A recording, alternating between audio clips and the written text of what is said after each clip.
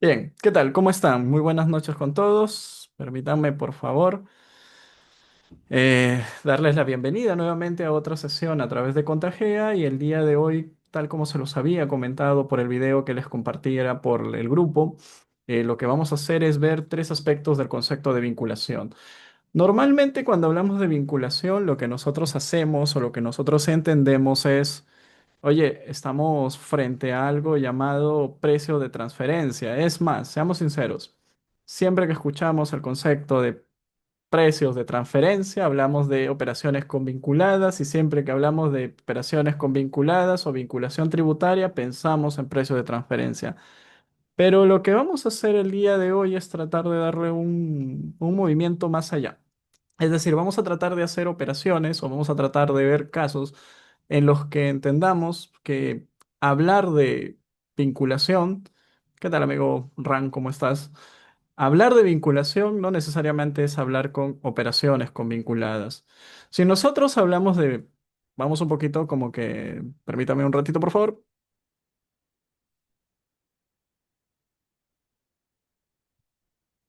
Ok, listo. Les decía, si nosotros hablamos del concepto de vinculación, tenemos que entender que estamos hablando de enlace. Tenemos que estar hablando de un nexo, ¿sí? Un nexo entre una persona y una empresa, o dos empresas, o dos personas, pero siempre hay un algo. No quiero utilizar la palabra vínculo. Es redundante definir vínculo con la palabra vínculo. Pero la idea que trato de darles es que estamos hablando de relacionamientos jurídicos entre una o más personas, los cuales le genera efectos tributarios. Lo repito nuevamente. La vinculación más conocida, la que nosotros siempre vamos a pensar, es operaciones entre vinculadas, es decir, precios de transferencias. Esa vinculación nos lleva a entender de que las operaciones se trabajan en un concepto de valor de mercado, pero también hay otras operaciones o otro tipo de vinculaciones, como sería, por ejemplo, las que les comentaba, las vinculaciones por remuneraciones a valor de mercado. Ese también es un vínculo.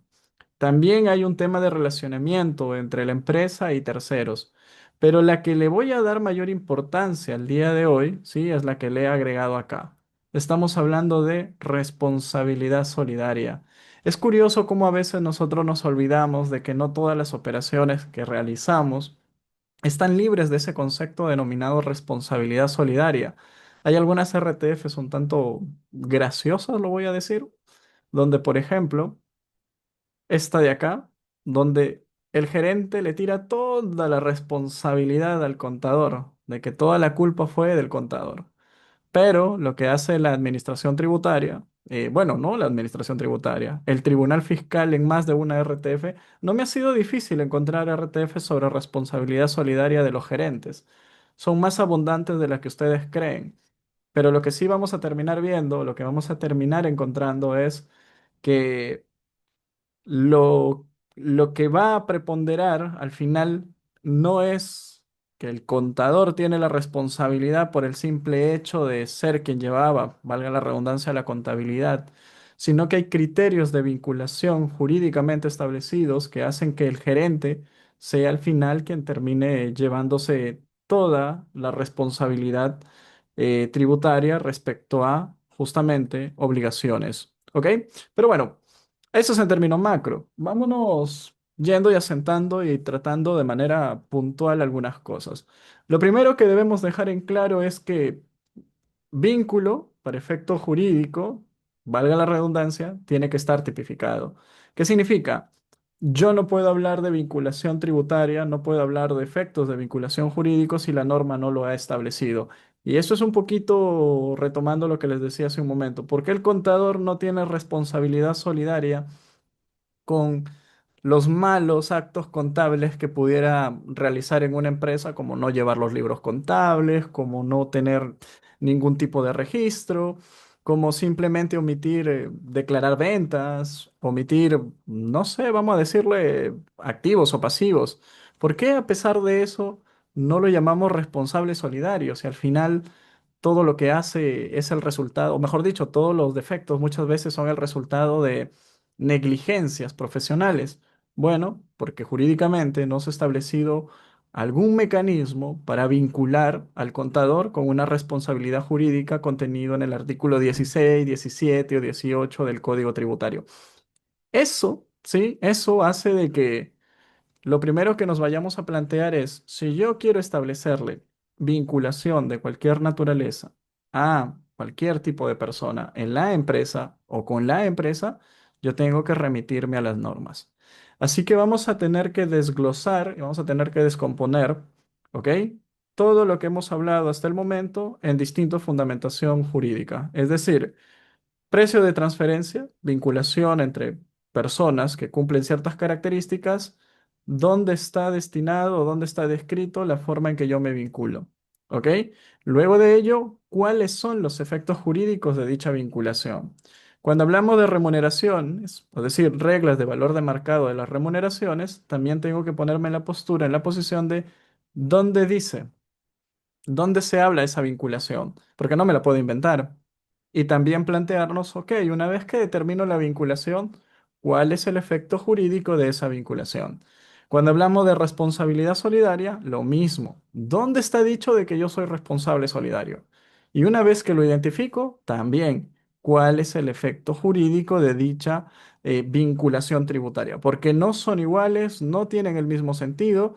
Mientras que las dos primeras están orientadas, bueno, mientras que la vinculación tributaria por precio de transferencia lo que busca es, vamos a decir, ajustar operaciones para efectos de que las transacciones se den a valor de mercado, es decir, no sean los resultados del periodo, no sean manipulados, cargándole gastos o ingresos, ¿no? O disminuyendo gastos o ingresos, dependiendo de cualquiera de esas figuras, a una declaración jurada.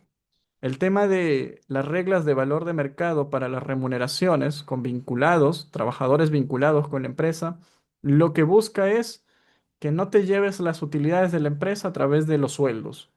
Y el tema de la responsabilidad solidaria es mucho más grande. O sea, cuando hablamos de una vinculación por responsabilidad solidaria, lo que estamos encontrando es vamos a tener que vincularte porque tú no solamente vas a responder por un tema de valor de mercado, vas a responder por un tema de, ¿cómo se dice?, de remuneración o sueldo. No, tú vas a responder por el total de la deuda, sea esta una deuda por IGB, sea esta una deuda por, ¿cómo se dice?, por impuesto a la renta, por ITAN o cualquier otro, menos, y ahí hay sus bemoles que vamos a ver de manera específica, por ejemplo, que no se le puede obligar a alguien a tener responsabilidad solidaria, por ejemplo, en un consorcio, ¿sí? En un consorcio todos los consorcios o todos los que trabajan con consorciados saben de que son responsables solidarios por por el tema de los tributos, pero hay un par de tributos por los cuales no te pueden aplicar un tema de responsabilidad solidaria y eso es el salud y el ONP. Es decir, así como hay cosas que me caen encima dentro de la responsabilidad solidaria, también hay cuestiones a las que no me alcanza y que las vamos a ver más adelante. Habiendo dicho eso, entonces, teniendo entendido de qué es lo que se compone o cómo va el tema de la responsabilidad solidaria, el tema de los precios de transferencia, y las reglas de valor de mercado en las remuneraciones, vamos a hacer un repaso general. Lo que yo tengo aquí es parte del material de un curso que lleváramos hace unos par de meses, creo que, no, unos 4 o 5 meses, donde llevamos un curso de planeamiento tributario y elaboración de política salarial. ¿Ok? En ese curso se enfocaron o nos enfocamos en el análisis de lo que denominamos o denominábamos operaciones de riesgo. ¿Qué significa?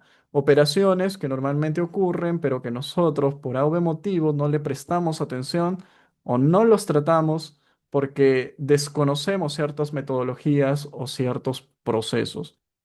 Teniendo en cuenta ello, es que se elaboró un esquema de diferentes operaciones de riesgos para poder inducir, como se dice, a evitar errores. ¿Cuál es el detalle aquí?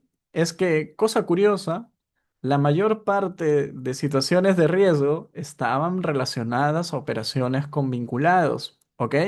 Es decir, la mayor parte de las operaciones que en una empresa nos pueden generar problemas, quitando todo el tema que es el tratamiento de IGB y tratamiento del artículo 37 al 44, que es tratamientos de gastos, las operaciones dentro de una estructura de planeamiento tributario que genera más riesgo son las operaciones con vinculadas. William, ok, ya entendí claro, ya se me queda dentro de estos primeros 10 minutos de sesión que cuando hablamos de, vamos a decirlo, operaciones con vinculadas o vinculación tributaria, que es el término en general que quiero usar, nos estamos refiriendo a un nexo jurídico entre mi persona y alguien más, hablando de empresa, que nos va a generar consecuencias tributarias. ¿Ok?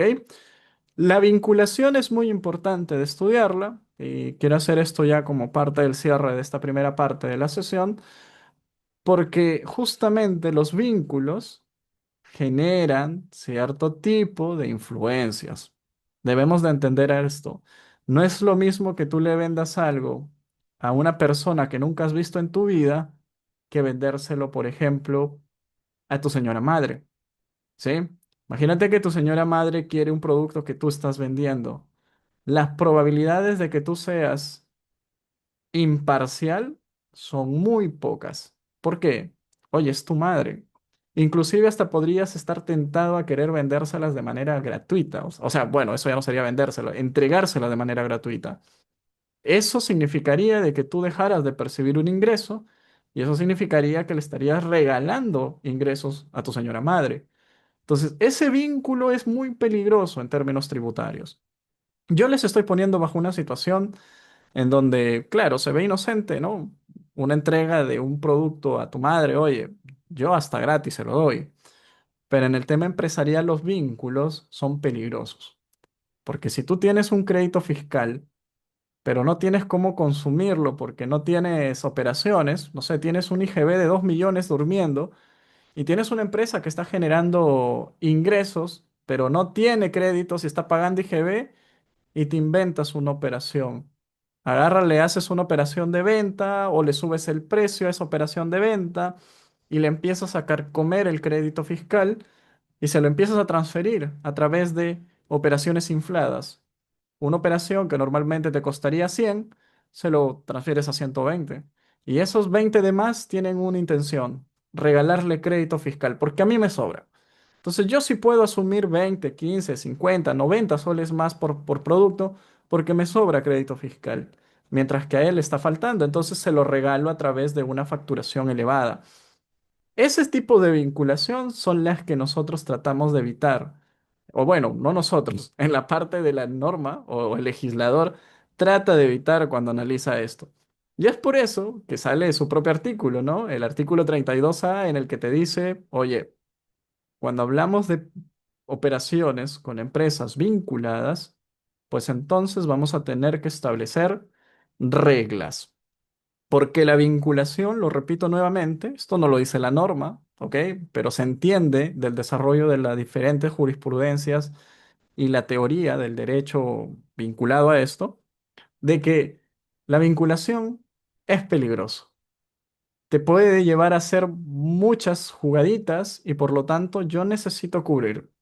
Así que te creo el artículo 32A de la ley del impuesto a la renta y te establezco a partir de este momento una serie de datos para que tú sepas que si calificas como vinculado, todas tus operaciones tienen que ser dadas a valor de mercado de acuerdo a una serie de normas establecidas con diferentes metodologías de evaluación, como por ejemplo el PCNC. ¿Qué significa? Precio comparable no controlado. Metodología. O metodología del costo neto transaccional. Metodología de evaluación de precios de transferencia. Pero antes de llegar a eso, lo repito, ¿qué tengo que hacer? Recuérdenlo. Antes de empezar a ver los efectos jurídicos de estar vinculado, yo debo preguntarme, ¿estoy vinculado? Si la respuesta es sí, bueno, procedemos. Si la respuesta es no, no tendría sentido lo que sigue. ¿Ok? Es por eso que del 32A de la ley del impuesto a la renta, nosotros nos movemos al artículo 24 del reglamento, en donde nos establecen todas y cada una de las lógicas o las formas en que nos vamos a vincular. Miren, Como no es una clase en la que nos vayamos a centrar 100% en el tema de precios de transferencia o vinculaciones a nivel de reglas de valor de mercado, lo que voy a hacer es simplemente indicarles lo siguiente. Existe más o menos un promedio de 9 formas en las cuales la norma te va a establecer vinculación. Recuerda, si deseas saberlas todas y cada una de manera completas, estas están en el artículo 24 del reglamento de la ley del impuesto a la renta. En ellas te va a empezar a dar una serie de supuestos. Mira, si tú tienes más del 30% de una empresa, entonces tú estás vinculado con la empresa.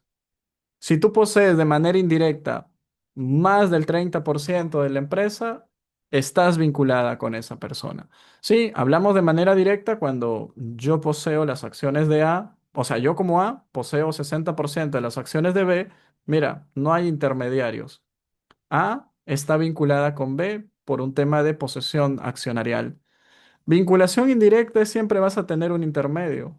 A posee el 60% de B y B es el dueño en el 80% de C. Si tú sacas el 60% de 80, ¿cuánto te da? 48%. Es decir, A posee el 48% de C. Se está cumpliendo el requisito que está acá de poseer más del 30%. ¿Eso de ahí qué me genera a mí? Pues decir que A, B y C, los tres son vinculados. A es vinculado con C, B es vinculado con C y B es vinculado con A. Aquí tenemos un pequeño, vamos a decir, grupo empresarial por un tema de vinculación a nivel accionarial. Puede que los demás accionistas ni se conozcan, pero bueno, lastimosamente A, al tener un tema de vinculación indirecta con ellos, pues ya está vinculado. Esa es una de las 9 figuras. La otra figura es, mira, yo poseo más del 30% de dos empresas diferentes.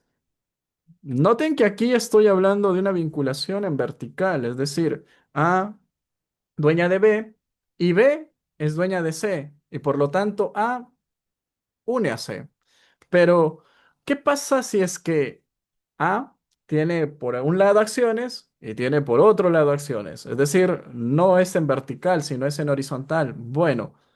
Si A es dueño de B en 60% y A es dueño de D en 35%, nótenlo. Si bien es cierto, D no tiene contacto accionarial de ninguna manera con B, como sí lo tiene aquí en esta forma, D también está vinculado con B y con C. ¿Por qué? Porque D le pertenecen un 35% a A y resulta que A también es dueño de B en un 60% y a su vez con C en un 48% como lo hemos visto acá. Todo este grupo de acá está vinculado. Como lo pueden ver, lo mismo va a ir sucediendo con lo demás. Tema de reglas de consanguinidad, grados de afinidad, el tema de posiciones a nivel de capital, ¿no? Que es, la regla es prácticamente parecida al caso anterior. El tema, por ejemplo, de directorio. Hay empresas que tienen un director, es director en la empresa A, pero también ha sido contratado como director en la empresa B. Vinculación, lo mismo. Lo repito, los ejemplos y las situaciones son varias de las formas en las que nosotros podemos caer en un tema de vinculación. Si trabajo en una empresa que tiene, por ejemplo, a un único accionista o que tiene una familia, olvídenlo. Esa empresa es una empresa con una alta probabilidad o con una alta probabilidad de tener dentro de sus esquemas operaciones con vinculadas. Las empresas familiares son las empresas donde más riesgo tributario hay por operaciones con vinculadas. Y una de las cosas a las que yo siempre le utilizo como ejemplo cuando hago, oye, ¿cuál es la diferenciación en que a mí me traten como una empresa vinculada o como una persona vinculada a una empresa frente a una persona ordinaria? Es la dinámica, por ejemplo, de los préstamos. A ver, vamos a ponernos en contacto y aquí sí les voy a pedir su ayuda. Cuando yo hago un préstamo, ¿sí? Un préstamo cualquiera a una persona natural o una persona natural me presta a mí, ¿yo debo o no debo pagarle intereses obligatoriamente? O sea, esa pregunta es, inclusive creo que la tocamos hace un tiempo, era un par de semanas promedio, estuvimos hablando un poco de intereses y justo les mencioné esto. Independientemente de si han estado o no han estado en esa sesión, me gustaría plantearse la siguiente pregunta. Yo realizo un contrato de préstamo con una persona X y esa persona me da, no sé, $100,000. ¿Estoy obligado a pagarle intereses o no estoy obligado a pagarle intereses por el préstamo? ¿Qué dicen? ¿Nadie?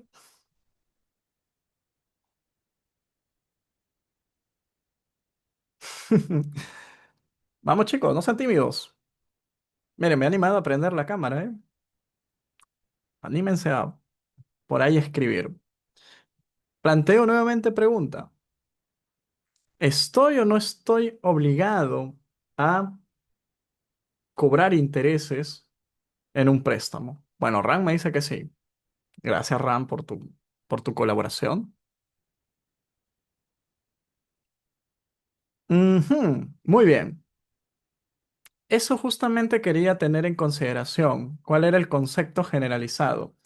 Y permítanme decirles lo siguiente. Ok, Diego. Vamos a plantearnos una situación y vamos a quitar un mito, ¿sí? Nos vamos a volar hoy día un mito respecto a los intereses presuntos. Artículo 26 del reglamento, si mal no me equivoco, o bueno, si mal no me acuerdo, es la expresión correcta. Miren, lo que pasa aquí es lo siguiente. 20 de la ley, ok, la ley del impuesto a la renta. Bien, los famosos intereses presuntos, ¿ok? Los intereses presuntos no son, o sea, ¿qué no son los intereses presuntos? Una norma que me obliga a pagar, ¿sí? A pagar intereses. No es una norma que te obliga a pagar intereses. Es decir, que si yo le doy un préstamo a una persona, o bueno, yo recibo un préstamo de una persona natural, o le doy un préstamo a una determinada persona natural, ¿cómo es eso de que yo no estoy obligado a pagar intereses? Si existe un artículo que me habla de intereses presuntos. Bueno, la norma empieza con una frase y es salvo prueba en contrario, más o menos así. Salvo prueba en contrario. Y menciona algo que compuesto o establecido en la contabilidad de los deudores y no sé qué más, ¿sí? Se considerará presunto, ¿no? Un interés que no se deberá superar X, Y, Z cosas. Pero yo necesito que se concentren en esto, salvo prueba en contrario. Y es algo que lo van a encontrar en otros artículos de la ley, como por ejemplo en el tema de la parte de vinculación de reglas de valor de mercado de las remuneraciones. Pero quiero que se queden acá. ¿Cómo interpretan el término salvo prueba en contrario? Opción A, que si pruebo en contra no ocurre. Bueno, no le he puesto la opción A. Opción A. Opción B. Sí, opción B.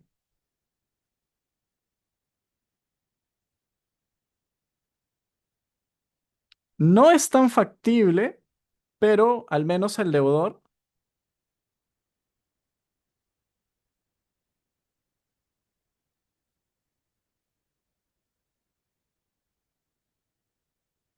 Vamos a poner, Daisy, ¿te parece si en un momento nos ponemos a revisar la pregunta que me planteas? Pero lo primero que quiero ver es lo siguiente, ¿sí? Opción B, que por más que pruebe, igual me cobran. ¿Con cuál se quedan? Ustedes lean esta frase, salvo prueba en contrario, y cómo lo interpretan. Opción A o B. Ok, Diego. Vamos, ¿qué dicen los demás? Muy bien, Daisy. Me imagino que la mayoría está entendiendo de que estamos hablando de la opción A, ¿no? Y efectivamente, la frase salvo prueba en contrario se debe de interpretar exactamente de esa manera. ¿Qué significa? Que si yo puedo probar de que no ha sido como se está indicando, entonces no se aplica el artículo. Cuando el artículo comienza así, o cuando un párrafo comienza salvo prueba en contrario, te está diciendo, te doy la opción de que me pruebes que así no ocurre. Y si me logras probar de que así no ha ocurrido, entonces no te aplico el siguiente artículo.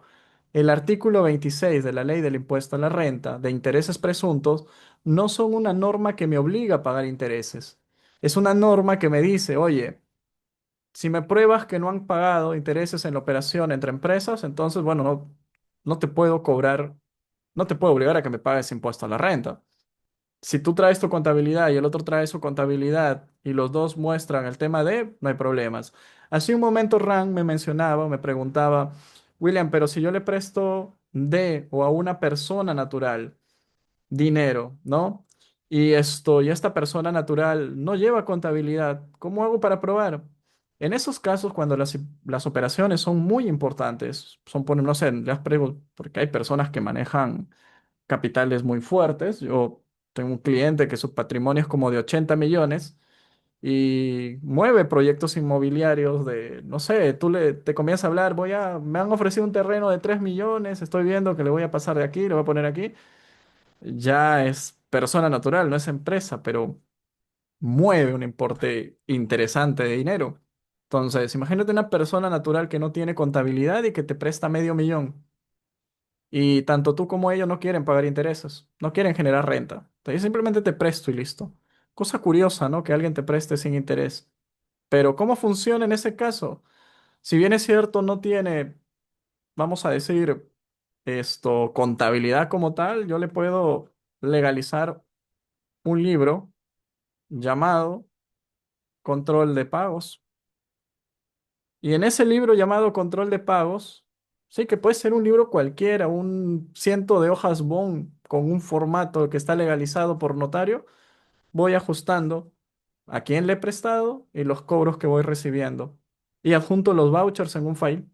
Listo, ya tengo prueba. No estoy obligado a llevar contabilidad, pero tengo un sistema documentario de fecha cierta, con validez, porque ha sido legalizado, en donde puedo demostrar cuáles han sido mis pagos, mejor dicho, los importes que he prestado y cuáles son los cobros que he recibido, bancarizados, evidentemente. No creo que a nadie se le ocurra devolver medio millón sin bancarizar. Y cumplí. ¿Ok? Entonces,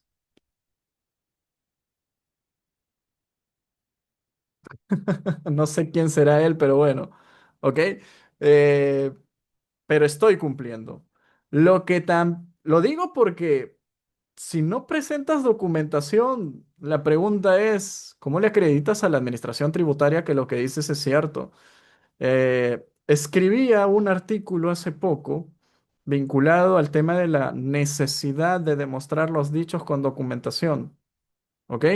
Y ojo, lo que yo les estoy diciendo es lo que deberían hacer en una postura de me quiero cubrir a de tal manera, hola Mauro, ¿cómo estás a los tiempos, creo yo? De tal manera que no tener problemas. Y legalizar un libro, un ciento de hojas, no te va a costar más del dolor de cabeza que te costaría contratar un abogado para que te lleve un caso en donde te están queriendo cobrar intereses presuntos, bajo la excusa de que no se ha logrado demostrar con la contabilidad de las partes que no se ha cobrado intereses. ¿Ok? Ahora, ¿qué si es? Y le voy a poner aquí. Si es el tema de los intereses presuntos. Si es. Si soy, dice. ¿Ok? Una norma que no deja que pagues menos intereses de los que se han establecido. No recuerdo los porcentajes de la TAN, de la TIR y todo eso, aunque se cambió el factor, si mal no recuerdo, hace poco. Pero a lo que quiero llegar es que, miren, ven, me prestan medio millón de soles. ¿Ok? Ahí no hay medio millón. ¿Listo? 500.000. Devuelvo Y me dicen, William, para tu gaseosa, y se ríe todavía el contador, ¿no? Mira, ahí estoy devolviendo 500 o 1000, ahí le dices al dueño que te pase esto para tu gaseosa, el sol, ¿no? Parece broma. Diferencia.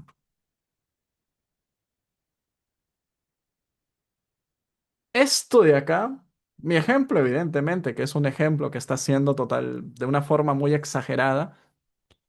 Este sol de acá, para efectos tributarios, para efectos jurídicos, se interpreta como intereses. ¿Cómo define la norma los intereses? Cualquier importe superior al efectivamente prestado. ¿Qué significa? Si yo he prestado 500.000 y me están devolviendo 501.000, hay un importe que es superior al efectivamente prestado. ¿Cuánto? Un sol. Ya, esto calificó en automático como intereses. Tú puedes decir, no, era una propinita. No, es que eran para los gastos administrativos. No, es que no. No importa la calificación que tú le des. Para efectos jurídicos, esto ya se denomina interés. Ahora sí, tú le estás dando un sol de interés. Muy bien. Como le estás dando un sol de interés, bajo interés presunto, un préstamo no puede devengar un interés menor al tanto por ciento y te aplican la norma. ¿Ok? Y te aplican la norma. ¿Qué significa entonces? Nuevamente repito, bajo el concepto de intereses presuntos, cuando hacemos préstamos, no es que el artículo 26 de la ley del impuesto a la renta te obligue a cobrar intereses. Yo a veces escucho operaciones, cuando estoy en reuniones, ¿no? Hasta entre contadores, con colegas, y a veces escucho que dicen, no, no, no, pero es que si le vas a dar un préstamo tienes que cobrarle intereses sí o sí. Y alguien dice, no, pero es que es un conocido del dueño y le está queriendo prestar dinero y han arreglado de que le devuelvan la misma cantidad. Y el contador todavía le dice, no, no, no, no se puede así, tienes que pagarle interés porque la norma te obliga. Hay un artículo que dice que no puedes, una operación no puede vengar un interés menos del tanto por ciento.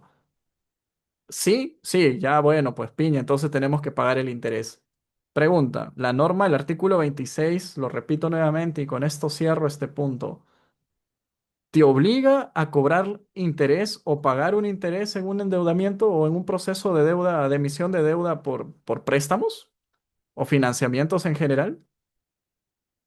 ¿Te obliga? Respuesta, no lo hace.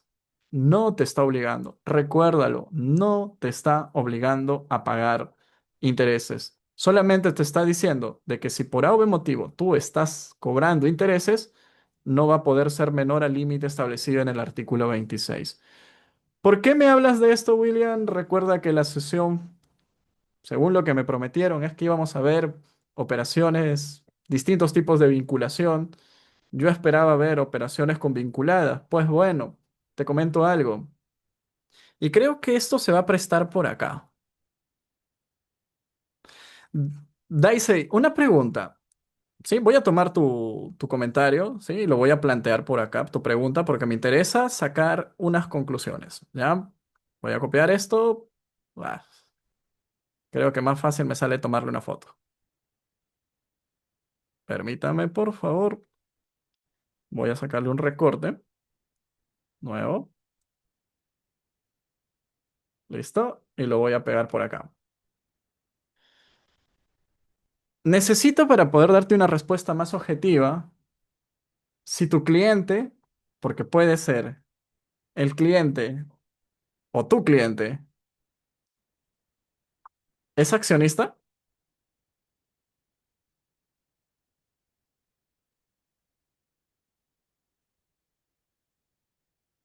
Si me dices que sí, no, es una IRL, hablamos de un titular gerente, ¿cierto?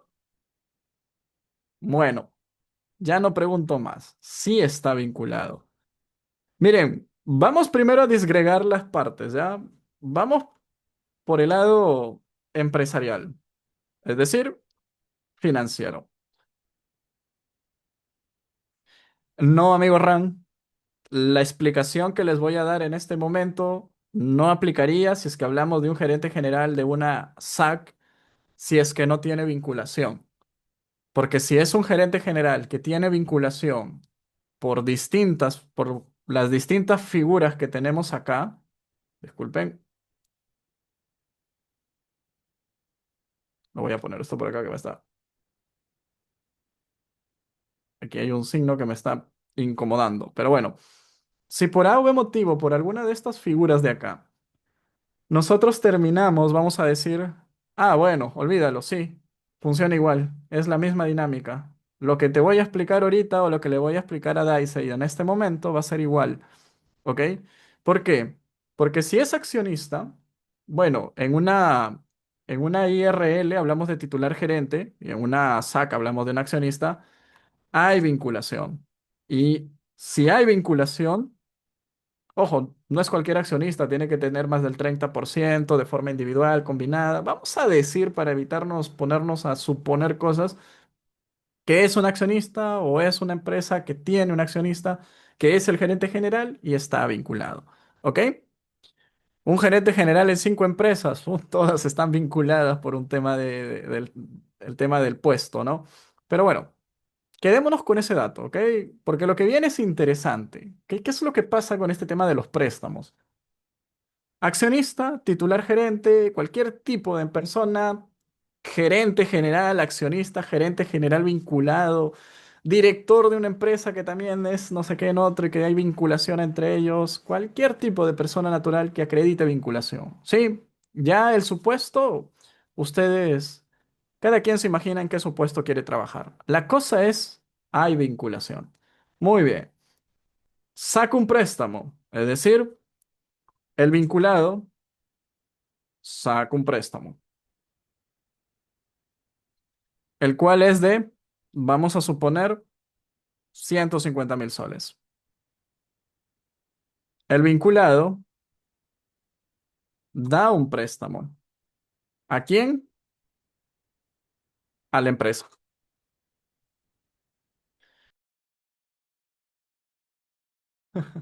Disculpen todos, hubo un pequeño error aquí en el... Se me desconectó el Zoom. Ya, a ver,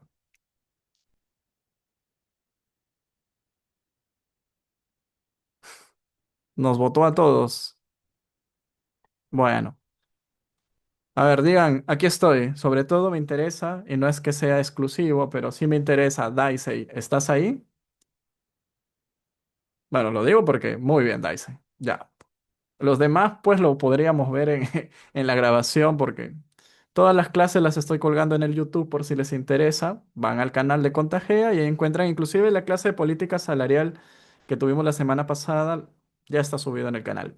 Ahora, lo repito, das un préstamo. Quiero primero que se planteen en esta situación, ¿ok? Y le voy a poner aquí, préstamo, porque esto tiene un componente interesante. Interés, que es, vamos a suponer, el banco que te va a prestar un total de un 13%, no me voy a hacer problema. Y lo que le vas a terminar pagando al préstamo del banco es 169.500, ¿ok? Quiero que se ubiquen en el tiempo, porque esto es muy importante para entender la idea. Te va a sorprender el nombre, Mauro. Ok, ese es el nombre del canal. Sí, Contagiado. Bien, esto. A ver, refresco ideas. Ok. Te dije que te iba a sorprender. Esto. Les decía, esto ocurre. Corrígeme si me equivoco, Daisy. Esto ocurre hoy, en el sentido de que saco el préstamo hoy. Y ese préstamo, me estás diciendo, en automático se transfirió a la empresa, ¿cierto? Entendería que se hizo porque el accionista tiene una espalda financiera mejor que la empresa y por lo tanto dijo, yo saco el préstamo en mi nombre, pero el quien necesita el dinero es la empresa, yo después se la doy a la empresa. Sugerencia, cuando ustedes estén frente a esas situaciones, en lugar de sacar un préstamo y luego prestarlo, hagan que el préstamo como tal, lo saque la empresa, pero yo como garante. Es lo mismo, al final es lo mismo. Solo que te ahorras flujos, movimientos. Ya no estás triangulando. Repito figura. En lugar de sacar, ¿sí? Sacar y prestar, es mejor garantizar. Entre paréntesis, aval. Al banco no le interesa quién le pague. Al banco lo único que le importa es que alguien pague.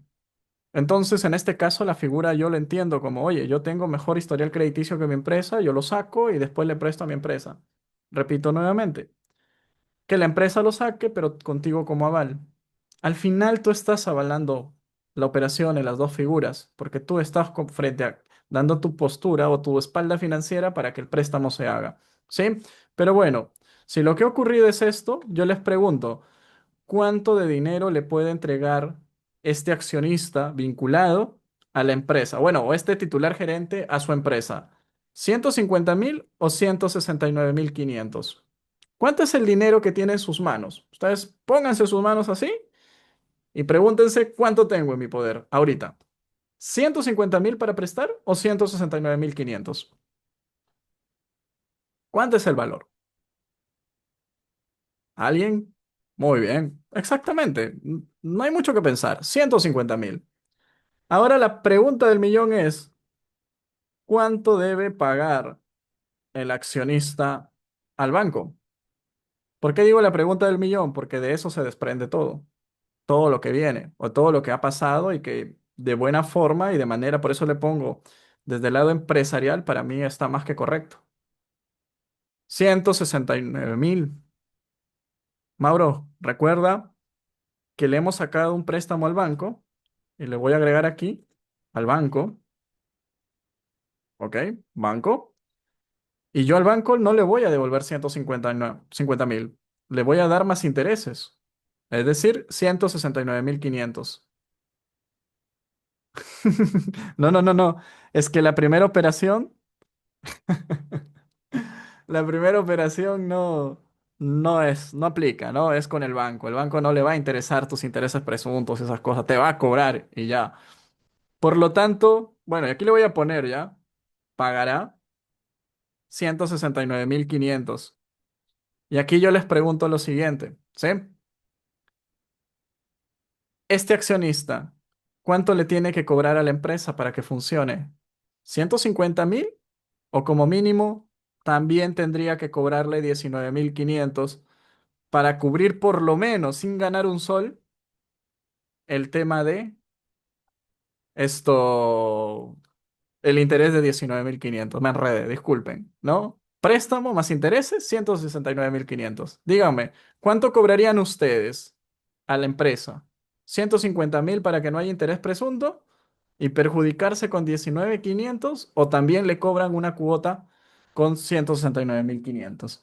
Esa es la figura que Daisy nos está proponiendo. Nos está diciendo, hay un cliente que sacó como persona natural un préstamo, lo prestó a la empresa y le está pidiendo, ¿no? Que le incluya dentro de los pagos los intereses que, que el banco le está cobrando a él. Daisy, ¿he desmenuzado bien tu planteamiento o me he equivocado en algo? Lo digo para darte la explicación de la forma más objetiva y de paso explicarle algunas cositas a los chicos. Muy bien, ok. Entonces, financieramente, esta es la figura. Tributariamente, tributariamente. Como es vinculado, señores, lo primero que debemos recordar que es cuando tú estás frente a un vinculado, no aplica el 26 de la LIR. Es decir, no aplicamos intereses presuntos. ¿Ok? No se aplica reglas de intereses presuntos. Por lo tanto, todo lo de arriba queda para terceros. Por eso empecé preguntando, ¿es vinculado o no es vinculado? Si la respuesta hubiera sido, William, es un vinculado y que ha hecho esta figura, yo te diría, bueno, vamos a analizar si los 19.500 están dentro de las tasas mínimas del interés presunto para cobrar intereses. Pero como esta persona es vinculada, se ha dejado en claro, ¿sí? Y lo voy a poner por acá, este informe, de que tratándose de préstamos entre partes vinculadas domiciliadas en lo que no se pacten intereses, debe aplicarse las normas de precio de transferencia reguladas por el artículo 32A del TUO de la Ley del Impuesto a la Renta, a fin de determinar el valor de mercado de dichas transacciones. En el caso, bueno, aquí también te habla de no domiciliadas, pero no me voy a meter ahí. La cuestión es la siguiente. Sea como lo quieras ver, se pacten o no se pacten intereses, porque ahí te está dejando en claro algo. Porque había un error antes, ¿sí? Para dejarte, para explicarte un poquito a qué se refiere eso, ese informe de SUNAT, que por cierto está contenido en varias RTFs, te habla de lo siguiente. Cuando tú tenías un préstamo al que no le pactabas intereses con tu vinculada, decías, el artículo 26 no es un artículo que me obligue a pagar intereses y por lo tanto, como no se han pactado intereses, no hay nada que hacer, ¿no? Porque cuando pactabas intereses, ya sabías que al ser una operación entre vinculada, tú tenías que irte al artículo 32A de la ley del impuesto a la renta. El detalle estaba en que cuando no se pactaban, que muchos empresarios hacen eso. Le prestan a sus empresas y no pactan intereses. ¿Por qué? Porque creen que les aplica el artículo 26 de la ley del impuesto a la renta. ¿Ok? Luego de ello, lo que tenemos que ver aquí es que cuando tú tienes vinculación, la vinculación te saca de cualquier artículo diseñado para operaciones con terceros. La vinculación hace de que a ti, tú olvídate, a ti no te aplican las normas de terceros, a ti te aplican las normas de operaciones con vinculadas, es decir, el artículo 32A y cualquier cosa que se vincule a ese artículo. Y ese artículo ya te habla de reglas de valor de mercado. Entonces, repito, criterio. Si yo saco un préstamo con mi empresa vinculada, ya sea como que yo se lo doy o yo recibo, no es que me vaya a funcionar el no voy a pactar intereses para no aplicar interés presunto. Eso no te va a funcionar a ti. A ti te van a aplicar reglas de valor de mercado. Es decir, vas a tener que establecer tasas de interés a valor de mercado. La administración tributaria te puede ajustar la operación a valor de mercado diciéndote, oye, le has dado medio millón de soles. Está bien, no le has cobrado intereses, pero entre terceros se pactan en el mercado un préstamo de esa naturaleza a un 15%. No lo has hecho. Pum, te ajusto. Sobre todo cuando son operaciones con personas naturales o empresas, ¿no? Y sobre todo cuando es una empresa la que le presta a una persona natural. ¿Por qué? Porque normalmente cuando la persona natural le presta a la empresa deduce en un 29% gasto y la persona natural paga solo 5% de renta de segunda categoría. ¿Qué dice las reglas de precio de transferencia? Que la administración tributaria solo va a ajustar cuando le sea beneficioso al fisco. Y dígame, en ese caso de que una persona natural le preste a una empresa, ¿le beneficia al fisco? La respuesta es no. Por diferencial de tasas, prefiere que todo quede ahí, porque no le va a regalar deducción del 29% a alguien y le va a cobrar un 5% al otro. Pierde 24% en la operación. No es ventajoso, no aplica ajuste. Pero si la empresa le ha pagado, mejor dicho, le ha prestado al accionista, olvídate. La empresa está dejando de declarar ingresos en 29,5% y IGB, porque como es una operación con un tercero que no es propio del sistema comercial o el sistema financiero, es un servicio y ese servicio está grabado con IGB y por lo tanto te va a grabar renta, te va a grabar IGB también. Tengan mucho cuidado también con el tema de operaciones que hacen con empresas, sobre todo empresa prestándole a otro porque hay IGB. Eso es otro de los errores que a veces cometemos cuando la empresa es quien presta, ¿sí? O cuando hacen operaciones entre empresas de financiamiento y solamente cobran el valor de la cuota más el interés y al interés no le agregan el IGB cuando emiten el comprobante. Son detallitos que no voy a profundizar, lo conversamos en una de las sesiones anteriores, lo vamos a dejar ahí, pero igual. ¿Qué quiero llegar? Que como esta persona es vinculado, no le va a aplicar el 26 de la LIR, se debe hacer, se debe hacer un análisis de valor de mercado. ¿Ok?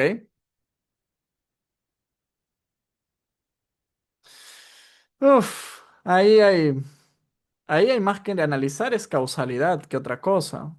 Por eso que la elaboración de estado de flujo de efectivo tienen que ser. Por cierto, estoy preparando el curso de estado de flujo de efectivo 2.0.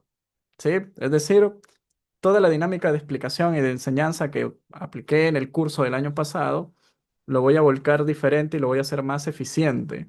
Hay cosas que a veces explicaba por costumbre, pero he visto que me las puedo saltar y utilizar diferentes dinámicas de enseñanza para llegar al mismo resultado, pero de una manera mucho más rápida. Es decir, que, cosa curiosa, y se los comento mientras voy, o sea, para cerrar la idea que les estaba comentando, era, yo a veces empezaba la estructura del flujo efectivo explicando ciertos criterios. Y con un cliente recientemente, bueno, digo recientemente, habrá sido como hace 2, 3 meses atrás, que estábamos elaborando flujo de efectivo. Y como estaba con el tiempo, porque a veces una capacitación in-house o la elaboración de un tema puntual, no tienes 2 horas para explicar toda una idea, no un concepto, es de frente al grano, pero quería explicarle, que me entienda lo que estaba haciendo. Entonces, hice un ejercicio y fue curioso. En ese ejercicio expliqué o logré explicar todo lo que explicaba en 2 horas. Entonces dije, hay diferentes maneras en las que se puede explicar el flujo de efectivo. Y por eso que estoy tratando de diseñar la versión 2.0 que creo que la voy a lanzar entre noviembre por aquí de este año, ya preparando un poco las baterías y cerrando antes de entrar al tema de cierres, ¿no? Porque a partir de diciembre, enero, febrero, todo el mundo son hinchas de la ley del impuesto a la renta. Así que vamos a ver ahí, vamos a ver. Son cosas, son trucos, situaciones que también he aprendido a lo largo del tiempo, porque sigo aprendiendo a elaborar flujo de efectivo, sigo obteniendo nuevas metodologías, así que ahí nos vamos con la dinámica. ¿Ok? Mira, ya que lo preguntas, te voy a decir cuándo. ¿Sí? Y va a estar dado para octubre. En octubre estoy preparando un curso de costos, presupuestos y análisis de proyectos. ¿Ok? Le vamos a meter ahí el WAC. Siempre hemos hablado del WAC, les voy a explicar cómo funciona el WAC. Y vamos a tocar evaluación de proyectos, de inversión sobre todo, verificar tasa interna del retorno de mi inversión, pero vamos a empezar con el tema de costeo. Sí, ya estoy avanzando con eso y sobre todo el material. Entonces, por el Día del Contador, y ahí viene lo interesante, ¿sí? Gracias por hacerme la pregunta, Mauro. Parece que tú y yo hemos coordinado porque me estás haciendo las preguntas como tipo, ¿y William, y qué se nos viene para tal? Ah, de veras, ¿no? Y después, ¿y cuáles son los beneficios que nos vas a dar? Ya, pareciese, pero por si acaso es todo desde el momento, ¿no? La cuestión es que estoy todavía armando temario, pero hay cosas que ya están definidos, esto, amigo Marvin. Si te interesa ese modelo, lo podemos introducir, ¿eh? Estoy abierto a las ideas, porque estoy armando temario. Lo que yo ya tengo así es modelos de evaluación de proyectos aplicando el WAC. Ya tengo definido o elaborado todo lo que son metodologías, enfoque de costos, ¿no? Costeos ABC por procesos, entre otras cosas. Bueno. Me conocen, soy muy poco de hacer publicidad en mis clases, así que disculpen estos 10, 15 minutos, pero si se quieren enterar de los precios y todas esas cuestiones, ya saben que del 22 al 25 de septiembre vamos a tener nuestra Semana del Contador. Vamos a hablar de eh, un poquito sobre jurisprudencia a nivel de gastos más reparados, vamos a hablar CIRE, vamos a tocar en esa semana política salarial nuevamente y vamos a tocar incremento patrimonial no justificado, cada uno en una sesión en un día diferente. Ya saben que el acceso va a ser totalmente libre, no se les va a cobrar ni un solo sol.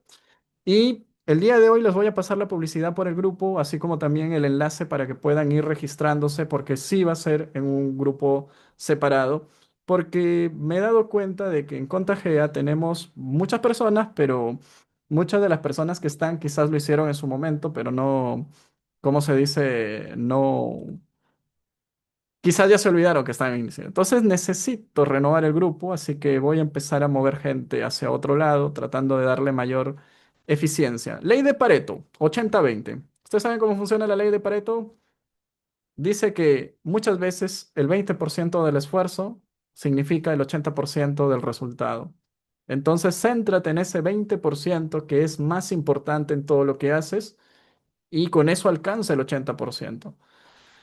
Más que depurar, porque suena feo, vamos a empezar a migrar, ¿sí? Es decir, los que desean se quedan y los que no nos vamos moviendo. Y voy a hacer cosas especiales con esas personas que estén en el otro grupo. Recuerden que hay un grupo llamado Club Contagea. Hay cursos, cositas que yo voy sacando y que les voy a transmitir a través de eso. Es decir, la motivación para migrar es, van a haber cosas exclusivas para ustedes, ¿no? Pero bueno, son ideas que estamos diseñando, son ideas que estamos trabajando, pero lo repito nuevamente, la información sobre todo lo que se viene a partir de octubre hasta diciembre, Semana del Contador, hay una promoción, se van a alocar con la promoción que les voy a dar para la inscripción a ese curso de costos y presupuestos. Les voy adelantando. En ningún otro lado les van a dar ese curso a ese precio. En serio, de verdad. Muy bien, regreso, regreso. ¿Qué se debe hacer en un análisis de valor de mercado? ¿Ok? O mejor dicho, se debe hacer un análisis de valor de mercado. ¿Qué debo hacer? Aplicar el 32A. ¿Ok?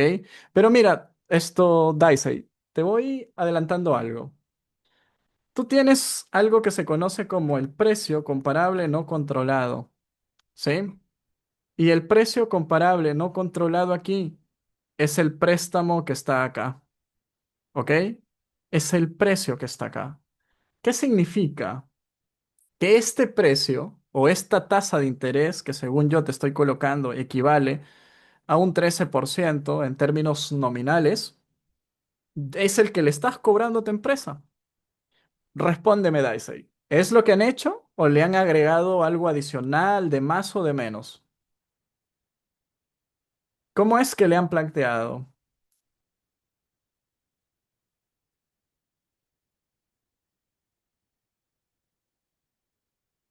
Perfecto. Si es igualito, tu operación no corre riesgo de ser ajustado. ¿Por qué? Porque primero, no le aplican el 26 de la ley del impuesto a la renta, le aplican reglas de valor de mercado. Y el método por excelencia que te van a aplicar es el PCNC, precio comparable no controlado. Se ubican operaciones similares en el mercado que se hayan dado y ver cuál es la tasa que se ha generado, en este caso, en un financiamiento. Y tú tienes un préstamo por el mismo día, por la misma cantidad, con una persona, con una entidad bancaria, que ese mismo día, por esa misma cantidad y en las mismas condiciones, se lo has dado al mismo interés. Por lo tanto, en tu caso, yo no le veo posibilidad de que la administración tributaria ajustaría una tasa. Para mí, está conforme. ¿Sí?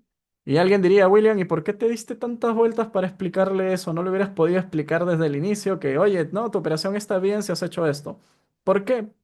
Porque me permitió mostrarles la lógica de la operación, me permitió mencionarles de que no les va a aplicar el artículo 26 y sobre todo me permitió indicar de que la operación está conforme porque las características es simplemente una operación reflejo, es una operación espejo. ¿Dónde hubiera estado los problemas si es que Dicey me hubiera dicho, William, no le hemos cobrado lo mismo? El accionista le está cobrando 27.000 soles y yo te diría, tenemos problemas. ¿Por qué tenemos problemas? Porque la SUNAT me va a querer aplicar precio comparable no controlado. ¿Qué significa precio comparable no controlado? Que es una operación con un tercero. Porque no lo controlo, al tercero yo no lo controlo. ¿Y por qué comparable? Porque es similar, igual, mismas condiciones. Y aquí estamos, mismas condiciones. En plazo, en importe y fecha, que son relevantes en un préstamo. Tiene los tres componentes para fijar una tasa: fecha, importe y plazo. ¿Ok? Y eso de aquí está igualito. Y mira cuánto le estás cobrando tú, 27.000. Estás por encima del valor de mercado. Y podría ajustártelo si le conviene ajustarlo, si no, lo deja ahí. Lo que pasa, y aquí viene la situación, lastimosamente, y qué bueno que lo menciones, lastimosamente la persona natural sí va a tener que pagar un tributo.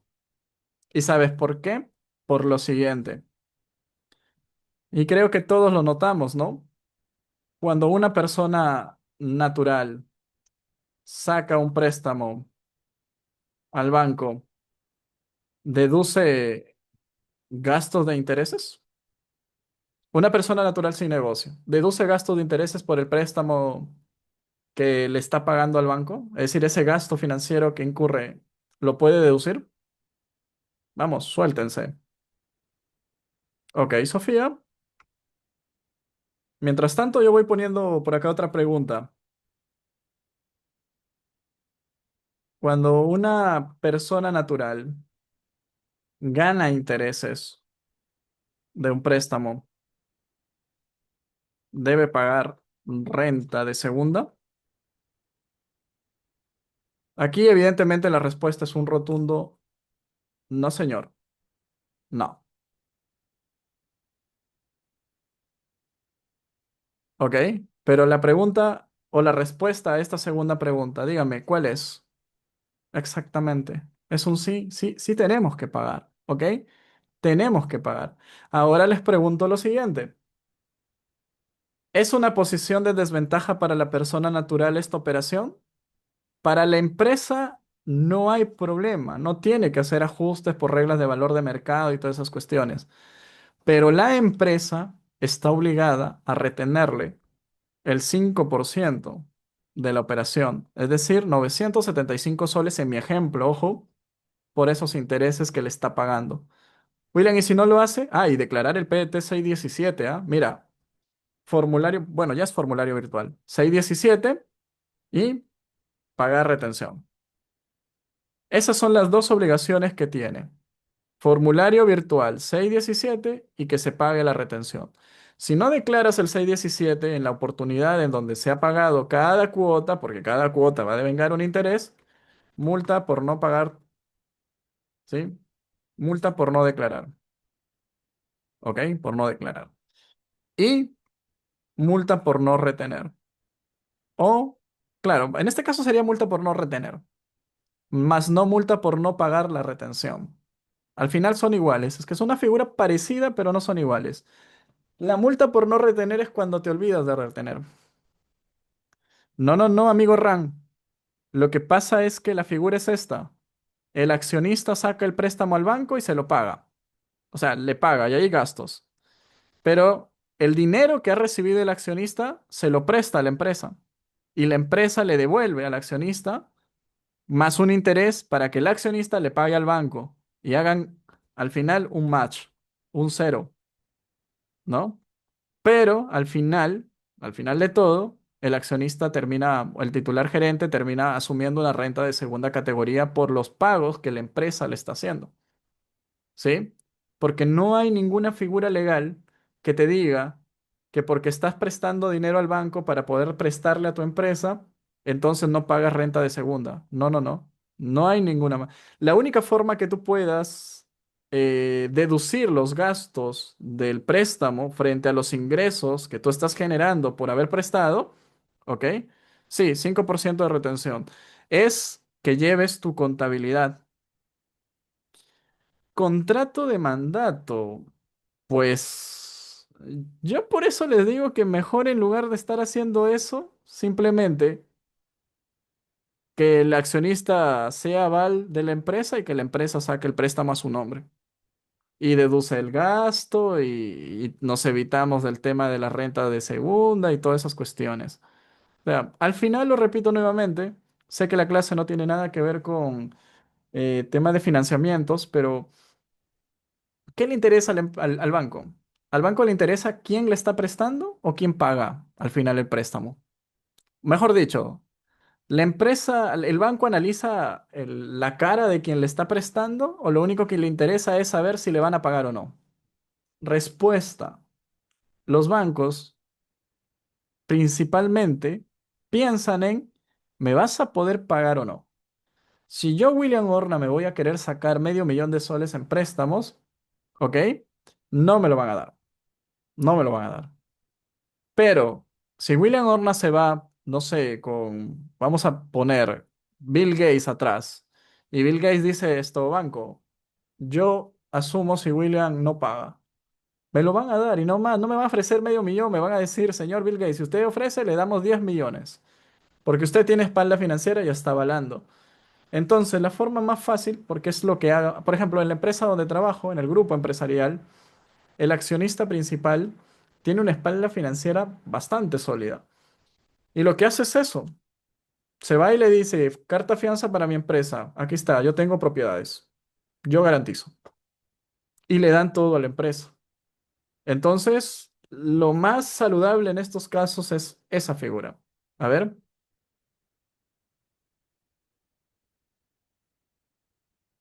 pues sí, o sea, pero es complicarse. O sea, no digo que no exista posibilidades de tratar de salirse, pero también recuerden algo, ¿sí? Que es también una situación que nos olvidamos como contadores. Norma 16, ¿sí? Norma antielusiva.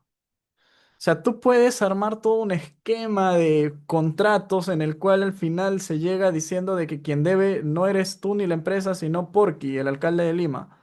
Lo puedes hacer. O sea, con contratos puedes hacer de que no debía William, esto debe tal persona. No, es que tal persona no, porque tiene un contrato que dice que mejor paga a tal persona. Y después, lo que hace la norma antielusiva es decir, a ver, señores, ¿quién recibió el dinero? Tal. ¿Y quién pagó? Tal, ya, se acabó. Los demás son relleno, fuchi. Así funciona la norma telusiva. No nos acostumbremos a la idea de que porque me relleno de contratos voy a terminar salvándome de ciertas obligaciones. Hay una frase, y creo que se le he comentado en más de una ocasión a ustedes aquí, es que en el tributo o los auditores o los peritos tributarios saben que entre más elaborado o más entramado sea un contrato, es porque algo oculta, algo trata de esconder. Entre más simple es el contrato de yo, José William, le estoy prestando tanto a la empresa, es porque todo es transparente. Pero si yo digo, yo, José William, le digo a tal persona que haga esto y que en nombre mío vaya a tal persona y que haga lo otro y que no sé qué, la pregunta siempre es, ¿por qué lo está haciendo así y no lo hace directo? Vamos a ver qué gana. Y comienzan a armar el rompecabezas. Al final se dan cuenta que lo único que buscabas era no pagar el 5% de los intereses. Por eso les digo, tratemos en lo posible de evitar caer en situaciones elusivas. Y a veces el problema también es que es muy delgado, o sea, es una línea muy delgadita en donde tú no sabes si estás haciendo lo correcto o simplemente ya te saltaste la barda, o sea, ya estás por otro lado. Entonces, igual, un caso muy interesante, Daisy, porque yo pensaba hablar de intereses, pero el caso que me has planteado es mucho más interesante porque vincula justamente una triangulación con un efecto jurídico interesante porque al final la empresa obtiene el gasto y el accionista pues termina, como se dice, asumiendo un costo de financiamiento. Pero como es titular gerente, ¿sí? O sea, ¿qué significa, William, que sea titular gerente? Pues que ha financiado su empresa y los réditos o rendimientos que va a obtener cubren más que ese 5% de lo que le va a costar la deuda. O más que la deuda, los intereses que va a pagar, ¿no? O que va a recibir, entre comillas. Solo no te olvides, Daisy, de esto de acá. Cada mes que le pagues, formulario virtual 617 y pagar el tema de la retención. Amiga Daisy, espero no haberte asustado con esto, ¿eh? Pero de todas formas, tenlo en cuenta. No, porque es mejor subsanar ahora en sano, como se dice, que esperarse a que pase todo el contrato, que son 26 meses, 2 años, 5 años, y recién darse cuenta que se debió de hacer esto.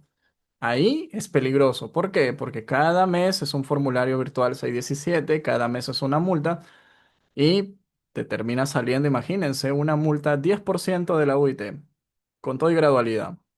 5.300 que creo que está, no recuerdo bien. Por, ponle 2 años, 24 son 12.720 que no te escapas, porque ya está con gradualidad. Así que mejor ahora que darte cuenta después.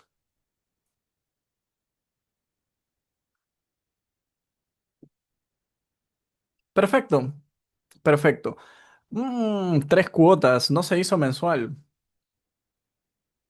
Ya. Bueno, no creo que el auditor de SUNAT sepa de finanzas. Porque créame que la tasa efectiva de un préstamo a 36 cuotas no es igual a la tasa efectiva de un préstamo a 3 cuotas. En interés compuesto no es igual.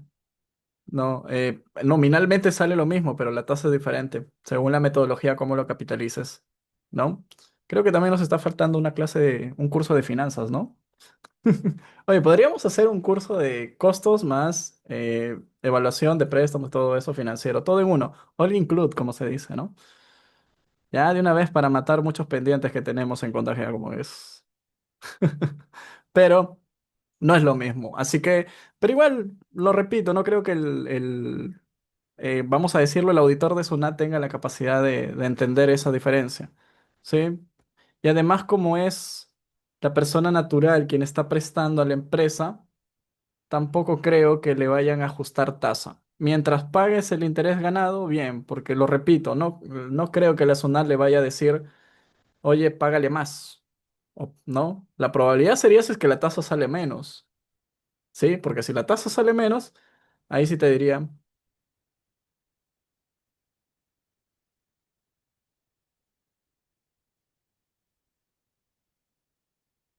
eso, o también podría ser, y aprovecho para hacer el cherry normal, ¿eh? También doy asesorías personalizadas si es que tienes un caso para analizar. Así que me escribes por interno 94 89 19 038 y podríamos coordinar ahí para darle atención a tu caso puntualmente hablando, ¿no? Eh, si es que lo deseas. Dice William está ahí aprovechando para hacer cherry todo el rato. La calle está dura, chicos. La calle está dura. No contestaba. Ya estoy más atento, amigo. Me estoy ordenando, ¿sabes? Estoy cambiando. Todos tenemos derecho a cambiar, amigo Mauro. No me juzguen por lo que fui, júzguenme por lo que soy. Es lo que dice, ¿no? Pero bueno, vamos siguiendo. Eh, a ver. Vamos a ver lo siguiente. Ah, ya, me estaba olvidando. Miren, con este tema de las reglas de vinculación, ¿ok? Yo lo único que quiero que entendamos aquí en este punto, en este primer punto, es lo siguiente, ¿ok? Nosotros tenemos que entender de que si ya te aplicaron una vinculación de acuerdo a las reglas de la ley del impuesto a la renta, ya no me debo de tratar o no debo pensar que yo soy igual a cualquier tercero. Y cada cosa que yo haga con una vinculada, yo lo tengo que llevar a las reglas de valor de mercado del 32A. ¿Sí? Recuerden, estos son operaciones de riesgo. Y como hablamos de operaciones de riesgo, estamos hablando de situaciones complejas que pueden perjudicarme. Entonces, lo repito nuevamente, si nosotros analizamos las operaciones que están con riesgo, la mayoría son por préstamos entre vinculados, por remuneraciones a valor de mercado. ¿Por qué? Y ahí voy a hacer una explicación bastante rápida, no me va a dar el tiempo para desarrollar más. Eh, Porque si tú tienes una empresa, ¿ok? Tú eres el titular gerente. Vamos a ir con el caso de Daisy, ¿no? De Daisy, disculpa. Tienes un titular gerente, ¿ok? Y este titular gerente, s- aunque el puesto de titular gerente no es el mejor. Uf, en una holding es peor todavía, porque una holding es como la mamá con sus hijitos y todos están vinculados en cadenas y ta, ta, ta, ta, ta. Así que todo el grupo es vinculado. Absolutamente todo el grupo es vinculado. ¿Ok?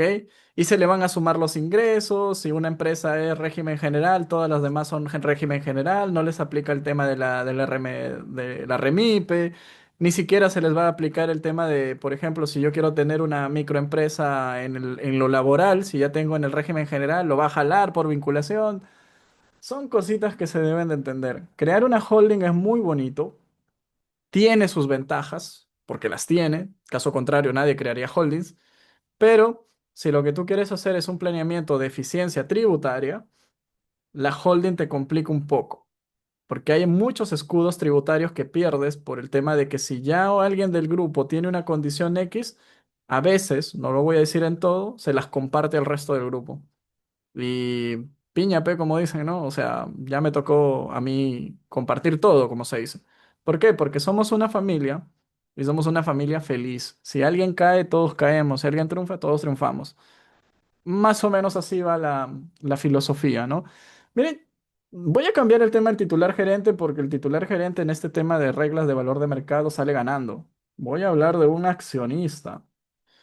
Y no voy a desarrollar mucho el caso de accionista, o sea, de reglas de valor de mercado, solo les voy a dar un recordaris. El accionista que cumpla, ¿sí? Que cumpla con ciertas condiciones y se vincule, ¿no? Para efectos, y así lo voy a poner, del inciso M y L, si mal no recuerdo, Ñ y L creo que es. Discúlpenme, a veces se me van los artículos N y Ñ. Incisos en este caso. N y Ñ del 37 es un accionista, ¿sí? Es un accionista de riesgo. ¿Por qué es un accionista de riesgo? Por lo siguiente, ¿sí? Porque controla sueldos y eso es lo que no se quiere. William, ¿y cuál es el problema de que una persona controle sueldos? Mira, en Cristiano, ventas, 150.000 soles. Voy a poner así, costos más gastos, ¿ok? Para ahorrarnos esto espacio, 80.000 soles. Y aquí le voy a poner sueldos, ¿ok? Sueldos. Aquí le voy a poner utilidad. Y aquí le voy a poner impuesto, impuesto a la renta, utilidad neta.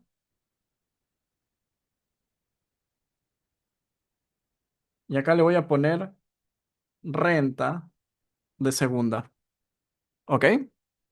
Mira, sueldos le voy a poner 30.000 soles, lo que me da una utilidad de 40.000, si los cálculos no me fallan. Voy a poner redondear, ¿sí? Porque esto va redondeadito por 0.95 al nivel de 0 dígitos y ahí está. Y esto me genera una utilidad neta. Y a esto cuando le distribuya, yo le voy a aplicar igual redondear por 0.295 a nivel de 0. Es decir, lo de acá. ¿Ok? Voy a poner distribución neta. Va a ser igual a esto menos lo de acá. Es decir, se va a llevar 19.881. Un momento, ¿por cuánto le he platicado? Ah, aquí estoy mal. Avísenme, chicos, estoy mal. Yo decía, qué raro que se lleve tanto. Es el 5% nada más del rendimiento que se va a llevar el accionista. La renta de segunda. Miren, esto es, le voy a poner así, condiciones normales. ¿Ok? Va a venir el accionista y dice, oye, es mi empresa. ¿Sabes qué? Es mal, me voy a copiar todos los datos. Yo voy a ganar 50.000 soles. No, bueno, le voy a poner 60.000 soles. Total es mi empresa. ¿Qué me va a prohibir que yo me ponga 60.000 soles de gasto? Miren, la utilidad neta 10.000 cayó. ¿Qué acaba de pasar? Alguien dice, William, pero si el accionista se sube el sueldo, la empresa pierde. Pregunta, señores. Miren, vamos a hacer una suma de impuestos, ¿ya? Esto de acá más lo de acá, 13.000 de impuestos. Más lo de acá, 3.300. A esto le voy a agregar el coeficiente de corrección. Ya les explico de aquí qué significa esto.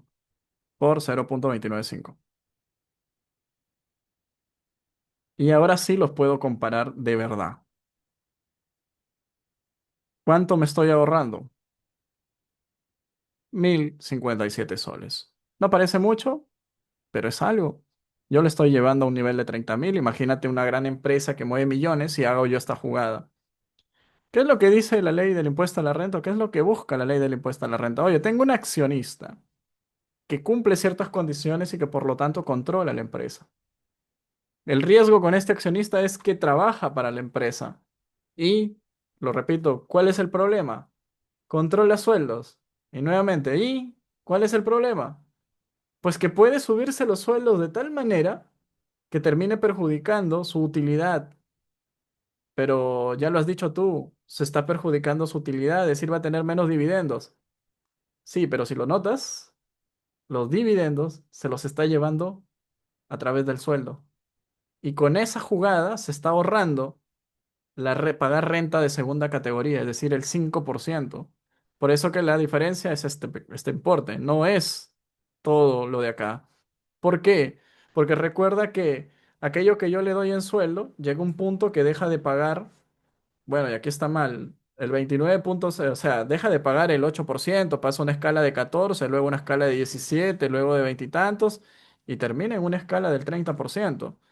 Es decir, que al final da lo mismo para efecto de impuesto a la renta que esta persona se lo lleve como sueldo o no, porque igual va a pagar el 30%. Es más, paga 0,5% más. ¿Dónde está el ahorro? En que si se lo lleva como sueldo, ya no paga renta de segunda categoría. Ah, ok, exactamente, estamos hablando de renta categoría, porque está bien, el accionista está metiendo más gasto a la empresa, pero como su renta de quinta, ¿qué va a pasar con su renta de quinta? Va a subir, ¿cierto? Y va a terminar pagando en una escala del 30% en algún momento. Por lo tanto, ahí no está la ganancia. La ganancia no está en que, oye, mira, si yo incremento, voy a deducir más gasto. Sí, pero te van a grabar más. Y llega un punto en donde ya la ganancia no está ahí. Yo he hecho varios análisis por tema de reglas de valor de mercado. La ganancia no está en el tema de subirme el sueldo para pagar menos renta. Renta de tercera, es decir. La ganancia está aquí, en ese 4,5% que yo dejo de pagar por el simple hecho de haberme, ¿cómo se dice?, puesto el sueldo acá arriba elevado. ¿Qué es lo que dice la administración tributaria? Bueno, no la administración tributaria, el legislador, la norma, el Congreso. A ellos hay que tirarle piedras. Que, a ver, si tú eres un accionista que tiene ciertos requisitos o que has cumplido ciertos criterios y que tienes, según norma, según lo que yo te estoy tipificando, la posibilidad de controlar los sueldos y trabajas para la empresa, bien, tú no puedes ganar más que ciertos trabajadores referentes dentro de tu empresa. Si ganas más que ellos, te ajusto el gasto, te hago pagar distribución indirecta de utilidades y vuelta, no solamente te ajusto el gasto a nivel de que te lo transformo en utilidad, sino que no lo vas a poder deducir. Pierdes gasto y automáticamente se convierte eso en distribución de utilidades. Dicho de otra manera, tranquilo, ¿no? Sereno Moreno, si te quieres subir el sueldo, hazlo, pero vas a salir perdiendo. No vas a ganar, vas a salir perdiendo. ¿Qué me toca entonces hacer? Mejor me quedo tranquilito y ya no me subo el sueldo que yo quiera. A menos, porque también he tenido clientes que me han dicho, William, no me interesa que me reparen. Repáramelo. Es más, has sacado cálculo que sale reparo, repáralo. Porque yo con eso ni, vamos a suponer, con esos 20,000 que yo recibo, en el banco me dan me permiten ingresar a la, ¿cómo se dice? A la sala VIP, ¿no? A la banca VIP del banco tal y me dan ciertos beneficios. Yo no los quiero perder. Si me cuestan el reparo, pues que me reparen. Aunque creo que tienes que percibir algo de 50,000 netos de planilla para acceder a ciertas salas VIP en determinados bancos que tienen tratos especiales y preferenciales, evidentemente y dicen con esa remuneración vuelas en el valor de mercado. Ya, no me importa. Voy con ello. Pero por lo menos le avisaste. Pero sobre todo, lo ajustaste en la DJ. Si no lo ajustas en la DJ, ahí viene el problema. Conozco muchas empresas que nunca le han hecho un análisis de valor de mercado a a sus planillas, teniendo al dueño de la empresa trabajando, al hijo de la empresa trabajando, al, bueno, no de la empresa, al hijo del dueño de la empresa trabajando, al primo, al hermano, o sea, es un clan familiar trabajando en la empresa y con sueldos que a veces no han sido expuestos o valorados a si están cumpliendo o no con las reglas de valor de mercado y si es que de alguna forma u otra tienen o no tienen problemas. Luego llega la SUNAT y dice, a ver, ¿quiénes trabajan acá? Ahí está la lista. Media empresa de la familia. Analicemos. Y comienza a hacerte los reparos, ¿no? Nuevamente, una operación de riesgo por vinculación. Bien, lo voy a dejar ahí porque hablar de reglas de valor de mercado o de las remuneraciones es amplio, ¿sí? Es amplio. Es más, es uno de los servicios que yo a veces digo, vamos a hacer análisis de gastos. Yo pongo, ¿no? Ya voy a hacer revisión el alcance del servicio y coloco de manera puntual. No incluye análisis de remuneración, de valor de mercado, dentro de los, no forman parte del servicio porque es un tema puntual y especializado. Porque tienes que analizar organigrama, tienes que hacer análisis de consanguinidad, tienes que hacer análisis de ingresos y egresos de personal, tienes que hacer análisis del MOF también por el tema de funciones, entre otras cositas, antes de decir estás o no estás dentro. Y es por persona, y es el tema. Bueno, fuera un cuadro generalizado donde tú haces un cálculo con base a los ingresos, no. Persona por persona, analizando sus comparables y determinando el límite que le corresponde. Si tienes a 15 trabajadores que son familia tuya dentro de la empresa, a los 15 se lo tienes que analizar. Entonces, háganlo. Tómense por ahí esto dentro de su checklist de, miren, estamos ya técnicamente octubre, ¿sí? Septiembre ya no lo cuenten, ¿no? Deberían de hacer por lo menos un, vamos a decir, un inventario de cumplimiento tributario, porque 3 meses, tiempo prudente para tomar el timón y mover un poco la situación. Pero ya de ahí en noviembre, diciembre, olvídenlo. En diciembre están pensando más en la chocolatada que en subsanar.